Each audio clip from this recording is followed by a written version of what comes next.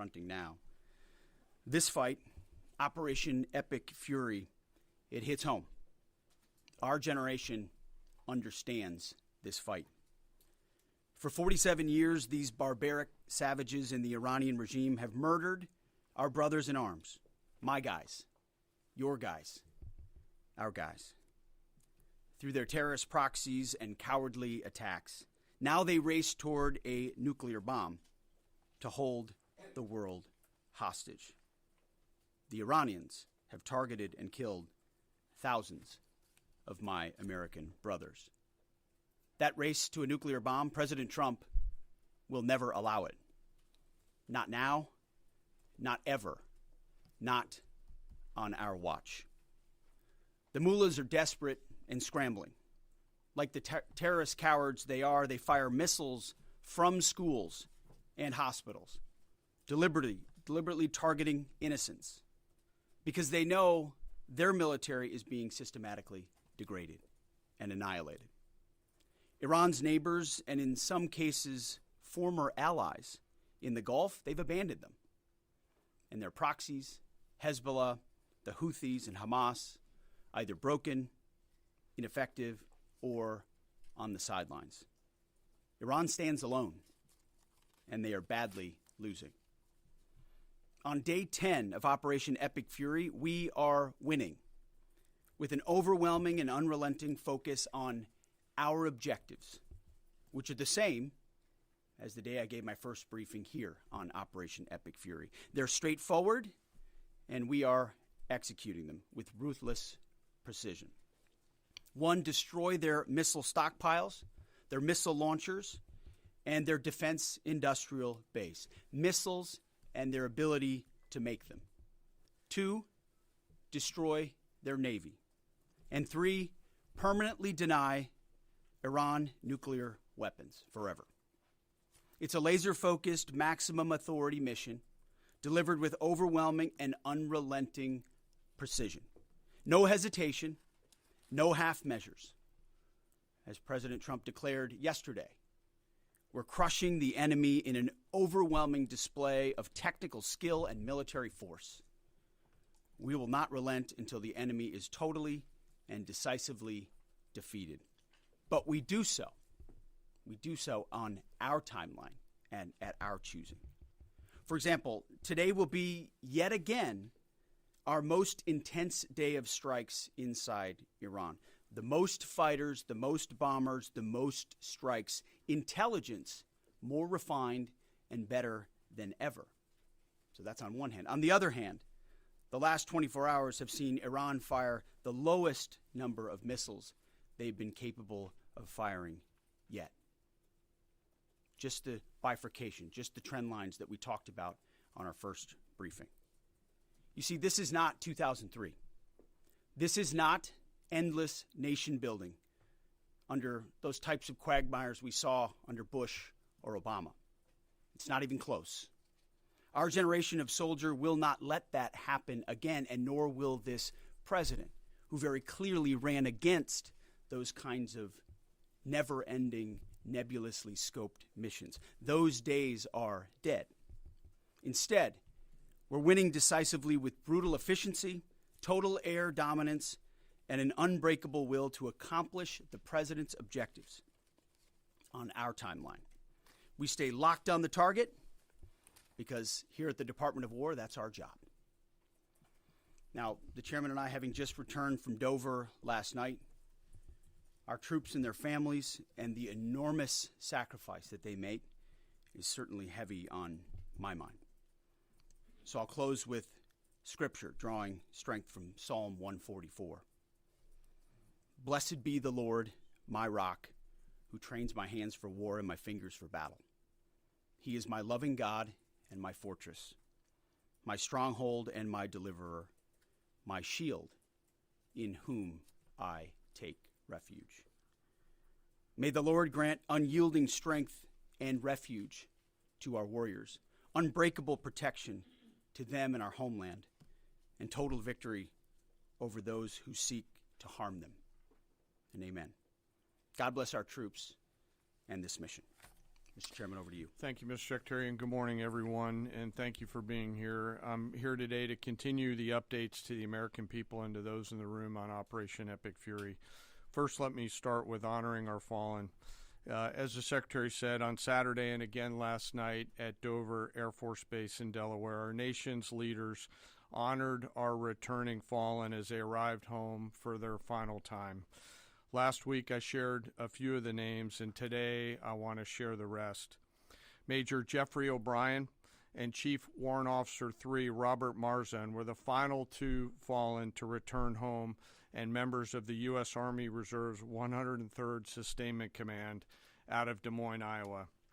Last night, as the news has been reporting, we honored the return of Staff Sergeant Benjamin Pennington of the U.S. Army's 1st Space Brigade from Fort Carson, Colorado. When I met Ben's family last night, his mom, his dad, and his sister, they showed me a drawing that Ben had made when he was in kindergarten. It was clear all the way back then that Ben wanted to do one thing in his life, and he wanted to serve his country and be a soldier. And to the Penningtons, just know how Ben was absolutely a great one. And finally, Major Sorfleet Davies, who returned home this weekend after sadly passing away from a medical condition while on duty in Kuwait. We welcome him home as well and mourn with his family. To the families and the families of all of our fallen, we share in your profound grief. The Joint Force remains eternally grateful for your sacrifice and the gift of a great example that your service members have given all of us. I want you to know that their names will never be forgotten, and you and your family are part of our Joint Force family forever. Let me talk a little bit about the progress thus far, acknowledging that Admiral Cooper will likely continue to give updates from CENTCOM. As the Secretary said, we're in the 10th, moving into the 11th day of Operation Epic Fury. The Joint Force remains focused on 3 military objectives. Continue to destroy Iranian ballistic missiles and drone capability in order to prevent attacks on the U.S. and others throughout the region. And this means attacking launch sites, command and control nodes, stockpiles before they can threaten our personnel, our facilities, and our partners. Second, we continue to strike the Iranian Navy and their capabilities in order to do things like sustain movement through the Straits of Hormuz. And third, we continue to start working on and going deeper into Iran's military and industrial base in order to prevent the regime from being able to attack Americans, our interests, and our partners for years to come and project power outside their borders. This means servicing production facilities, research and development sites, and infrastructure. Let me turn to the map. We're going to try digital today to prevent laser injury. Since our last update, CENTCOM continues to make progress across the southern flank. To date, they've struck more than 5,000 targets. U.S. Strategic Command bombers recently dropped dozens of 2,000-pound GPS-penetrating weapons on deeply buried missile launchers across the southern flank. We also have struck several one-way drone factories to get at the heart of their autonomous capability. And of course, alongside our regional partners along the southern flank, continue to execute intercepts against one-way attack drones using fighters and attack helicopters. Our strikes mean we've made significant progress in reducing the number of missile and drone attacks out of Iran. Ballistic missile attacks continue to trend downward, 90% from where they've started, and one-way attack drones have decreased 83% since the beginning of the operation. A testament to our air defenders and our air defense systems, and as I said, our partners in the region continue to do great work as well. Second, we're making substantial progress towards destroying the Navy.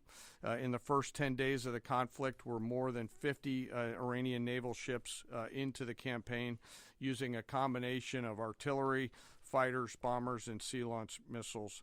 As Admiral Cooper noted last Thursday, we struck and sank an Iranian drone carrier ship, and U.S. CENTCOM continues today to hunt and strike mine-laying vessels and mine storage facilities.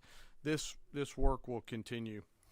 Third, against our objectives, we've begun to target Iran's military and industrial complex, again, focusing on centers of gravity to get upstream of the shooters out in the field in order to deny them the ability to continue to generate those one-way attack drones. Let me spend a minute talking about the joint force. Across the area of responsibility, this is gritty and tireless work, and I cannot begin to explain how incredibly proud I am of the extraordinary courage, tenacity, and grit and professionalism within the joint force. Last time I had a chance to talk about the Army's incredible logisticians who are out there sustaining the fight. Today I want to highlight a few groups of sailors. First, I want to thank the men and women of the Forward Carrier Strike Group and their families, and let all of them know how grateful I am for their leadership and service.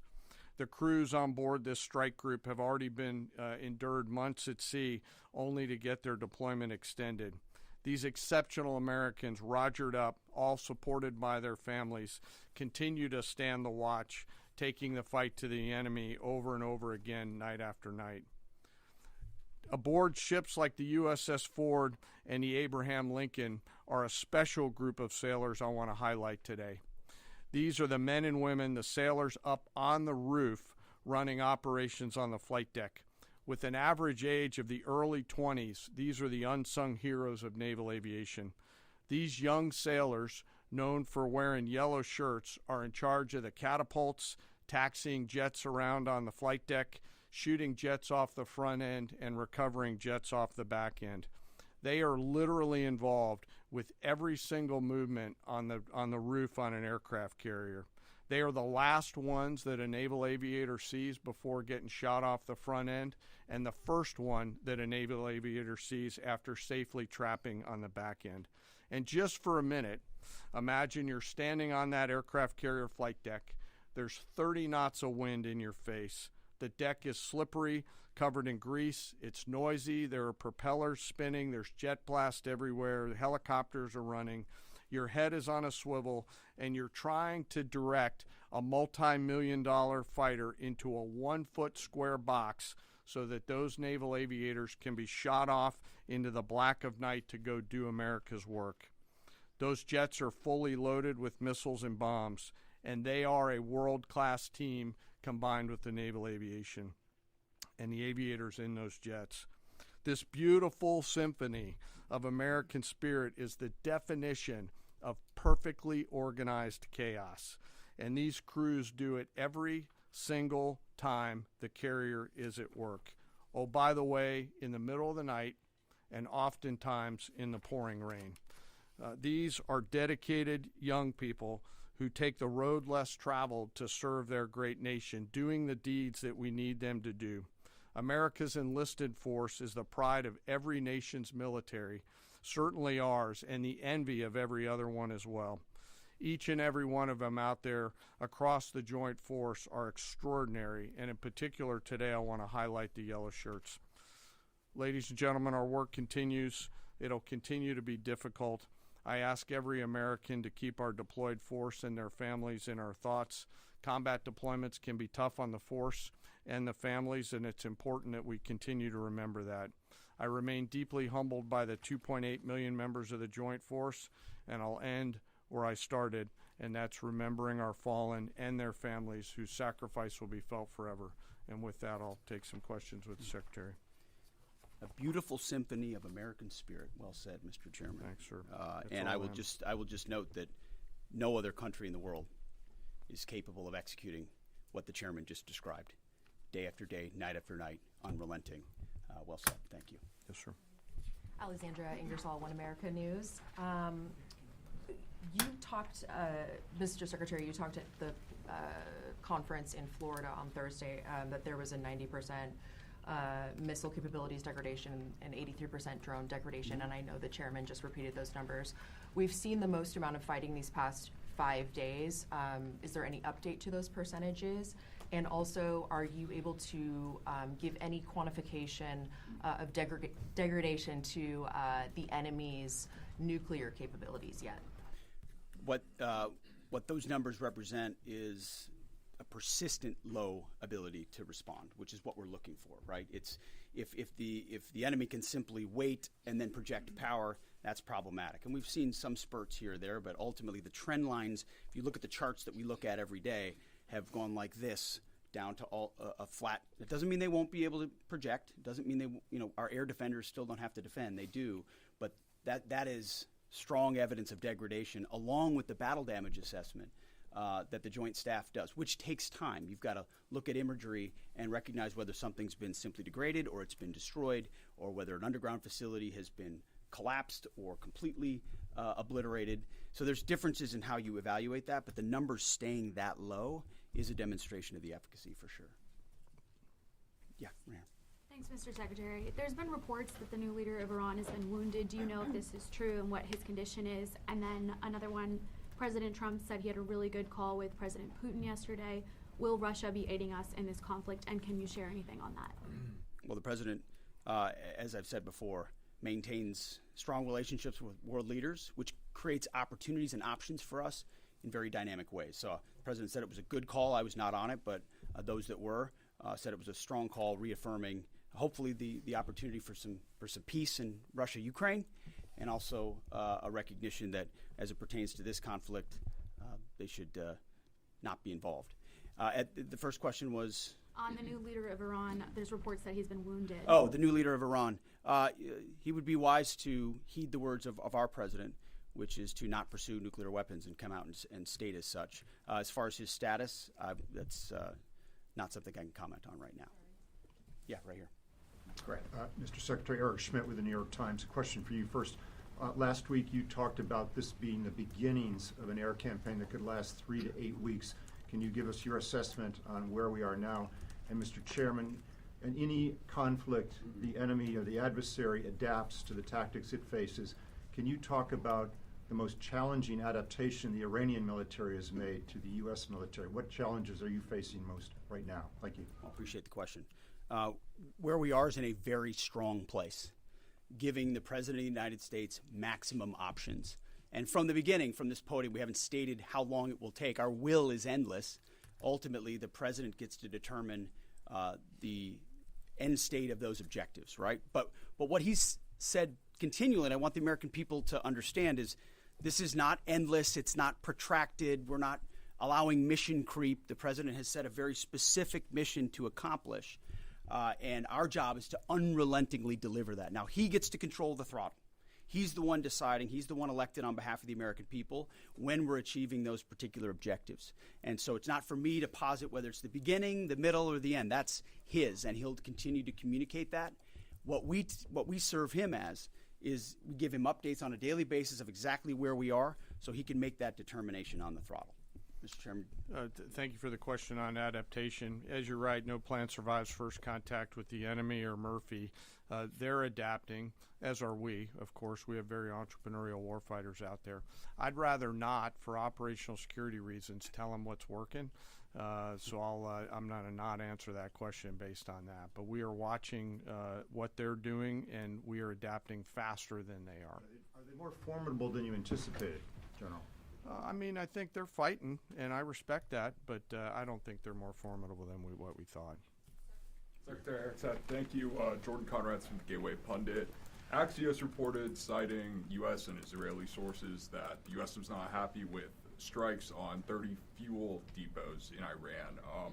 While this is anonymous sourcing, it seems kind of congruent with what President Trump said yesterday, that there's certain spots they don't want to hit relating to energy infrastructure that would take a long time to rebuild. And whether this reporting is true or not, what's your message to Americans, those who supported the president and those who aren't really in favor of this war and who worry that Israel might be taking advantage of the U.S.'s backing? And then for Mr. Chairman, for you, I wanted to ask, when you say that we're moving inland, what capabilities does Iran have to shoot down jets over their land? And would that trigger some kind of rescue operation that could risk a bigger ground operation? Well, I would just state by saying Israel's been a really strong partner in this effort. Where they have different objectives, they've pursued them. Ultimately, we've stayed focused on ours. But what Iran has felt is the power of the world's two most powerful air forces. In that particular case, those weren't our strikes or that objective, or that wasn't necessarily our objective. But the president has made it clear to those concerns that we're not getting pulled in any direction. We're leading. The president is leading. He's determining where we want to go, what the outcome will be, what the end state is, with a very keen eye. And I understand those concerns because I've heard from a lot of people who I went through 20 years of those wars myself, worried about getting dragged in, worried about mission creep, worried about nation building or democracy expansion. That's never the perspective the president has pursued on this. Just because previous presidents and previous secretaries have decided to just pour more resources and more people in toward some unguided end state, doesn't mean that's the way the world needs to look today. In fact, the American people voted for a different approach. But what the president also stated from the beginning was Iran can't have a nuclear weapon. And it's one thing to say it. It's easy to say. Anybody can say that. I mean, Barack Obama said that. But to do something about it takes courage and resolve.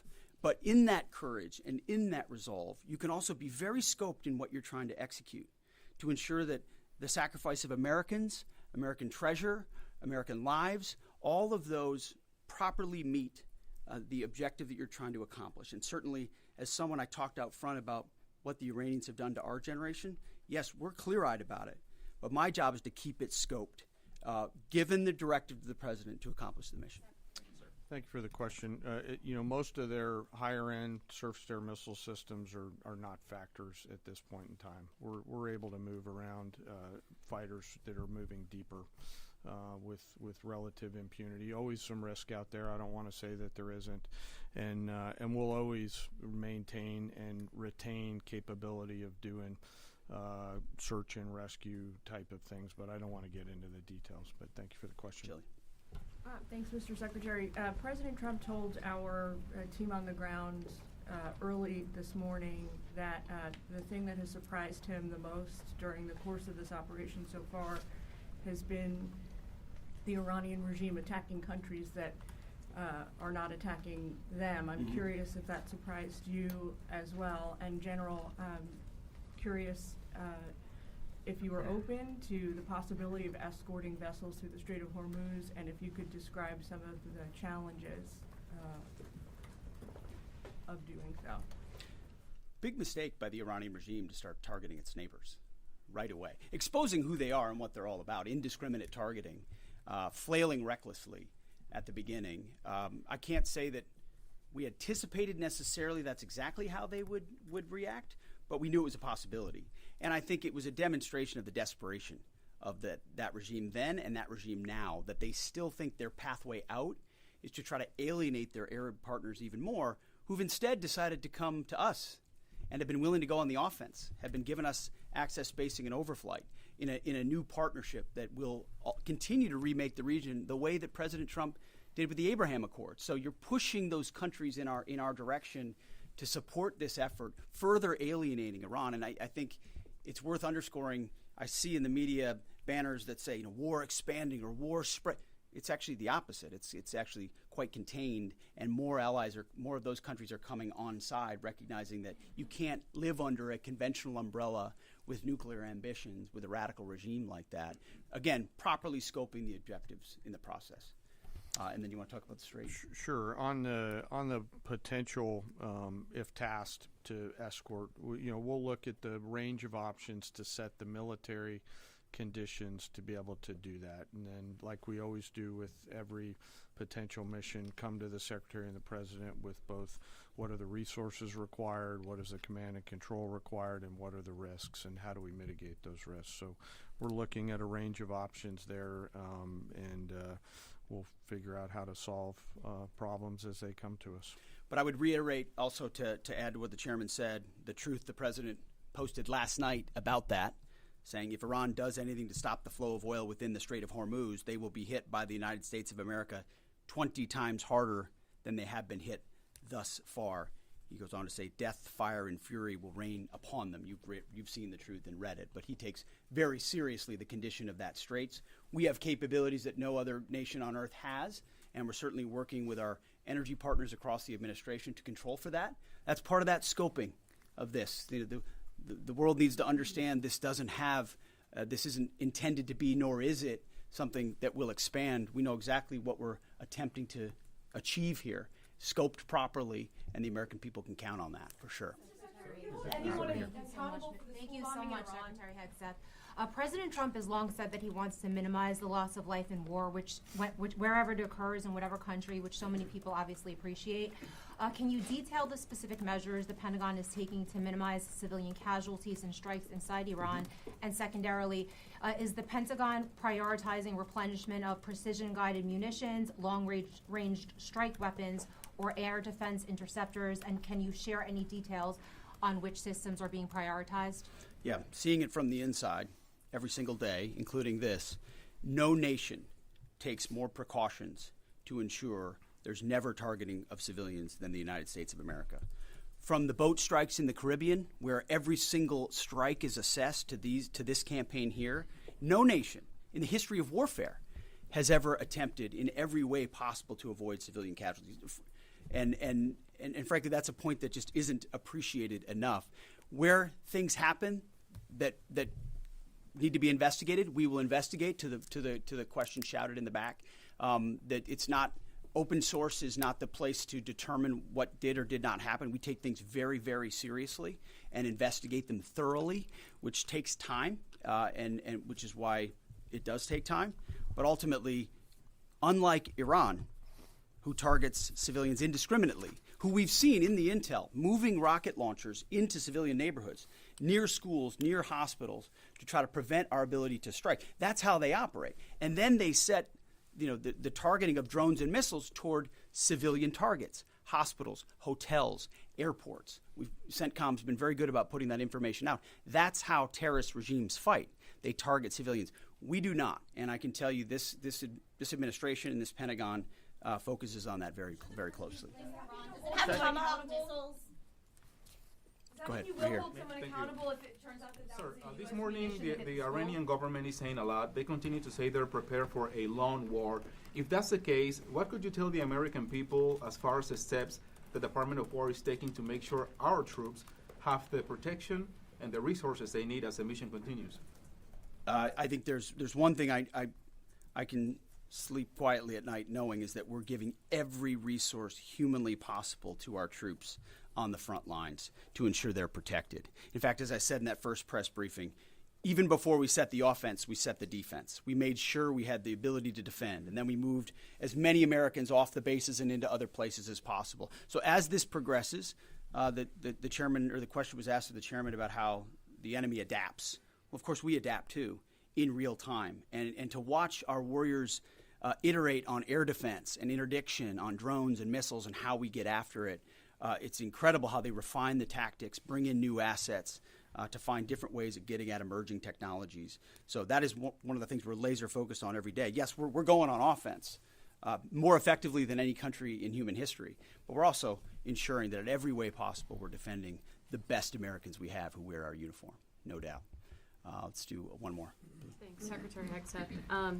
The president has indicated that maybe the operation will wrap up sooner than he thought it was going to. What's the plan once the U.S. stops military action? Will the U.S. play a role in the aftermath, or will they leave Iran to sort it out? Ultimately, the aftermath is going to be in America's interests, our interests. We won't live under a nuclear blackmail scenario of conventional missiles that can target our people, which is why the objectives have been scoped from the beginning. Missiles, missile production, a defense industrial base, Navy, all in service of ensuring they don't have nuclear power projection capabilities. That's what matters to President Trump. That's what matters to the American people. And ultimately, that's why we're so laser focused on ensuring those objectives and those objectives alone are met. Thank you. I appreciate it. Thank you.